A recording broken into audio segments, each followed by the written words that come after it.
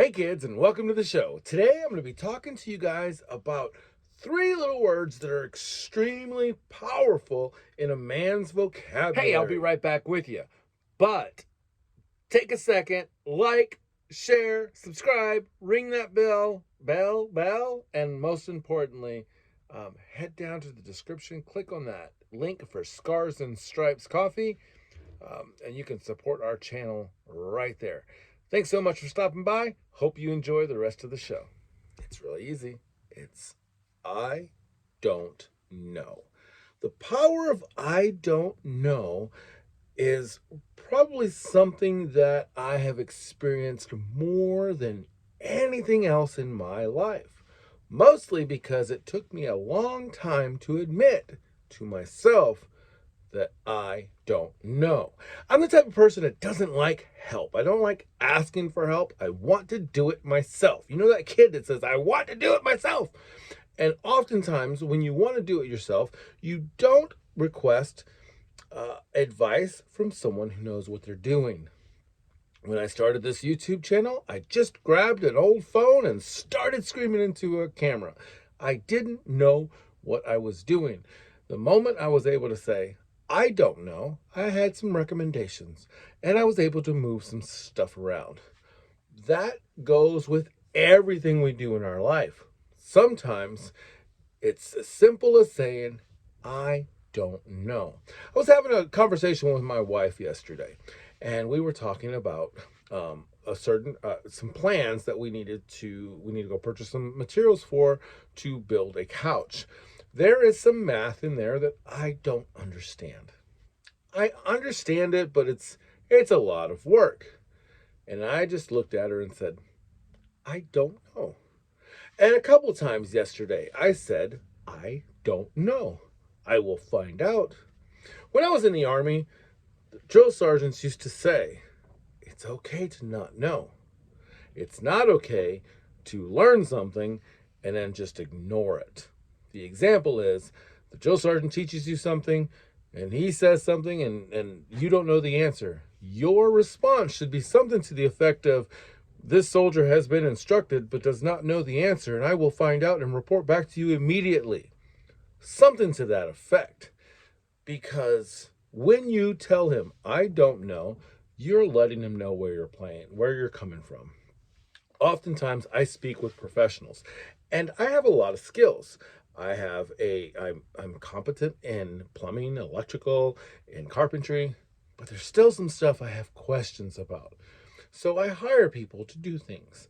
And when they do things, I ask questions because I'm okay to go up to someone and say, I just don't know. When I first started this homestead, I didn't know what I was doing. I did some really stupid stuff. But the moment I was able to walk up to someone and say, I don't know what I'm doing, they could change it. They could help me get my mission accomplished.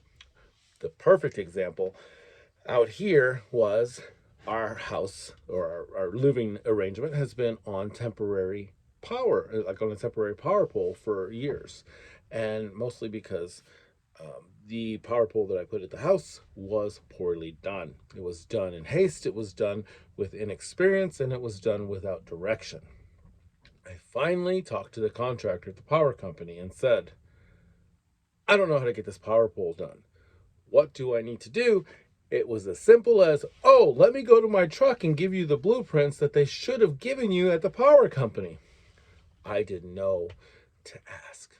And it was simple as, what do I need to do? Here's the specs. I can work with that.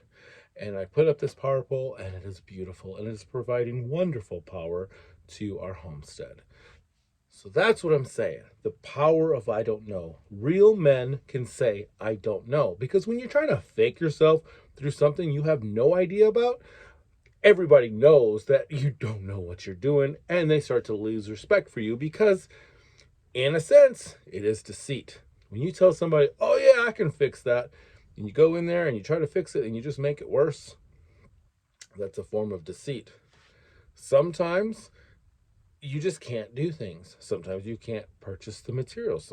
I can't make a specific nut without ordering it. So We have to find a used car that just happens to have that nut that we can take off and reuse because it would cost too much to create a nut. And that's something you talk to a mechanic. A mechanic's going to say, I'm not going to buy this nut for $25 when I can go to the junkyard, pull one off, and they'll probably give it to me for 5 cents. If you don't know enough about something, you also can't ask the right questions so you can learn about something.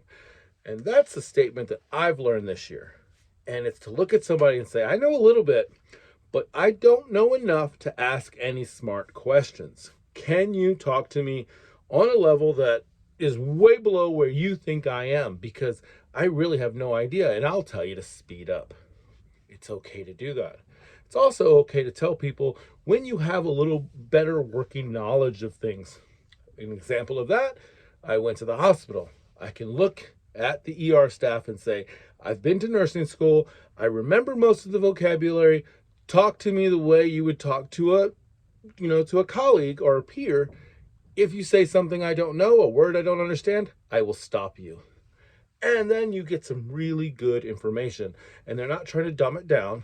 And if they ever speak above me, I'm not ashamed to say, I don't remember that, or I didn't learn that. I don't know. The power of I don't know works everywhere, in your workplace, in your marriage, in your relationships with your kids. One last story, and then I'm going to call it good for today, or at least for this topic. My older son, he was very smart. Loved the kid. He is super, super smart. And when he was little, he would ask me these questions I had no idea about. But rather than tell him, I don't know, Daddy often had to go to the potty. And in the potty, I would be Googling so I can answer his question because I wanted him to know that I knew everything. And unfortunately, I realized I didn't know much. Now, I've got all that information in my head. I've got younger kids. And with my younger kids, I have the wisdom to say, guys, I don't know. Let's go figure that out. Let's go look that up. It's a little easier now. But my kids understand that when I know something, if I say, yeah, I know how to do that, they know that I know it backwards and forward. They know that if I say I don't know, we're going to have to look it up. We're going to have to learn about it. They know that it's going to be a wait. And one of my other videos, I talked about that.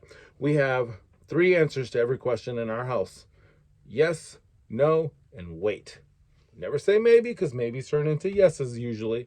Wait can be a yes, it can be a no, and you have your own control over it. The example I give, and it's the best example, if my son or daughter want a toy and I don't want to buy it for them, I can tell them wait. And you can wait for your birthday, you can wait for Christmas, or even better, you can wait until you earn the money yourself to buy that toy. It's as simple as that. Being a dad, being a man, is nothing more than taking care of the people around you. And sometimes to learn the skills that you need to help the people around you, you simply have to say, I don't know. Until next time, work hard, be kind, and have fun.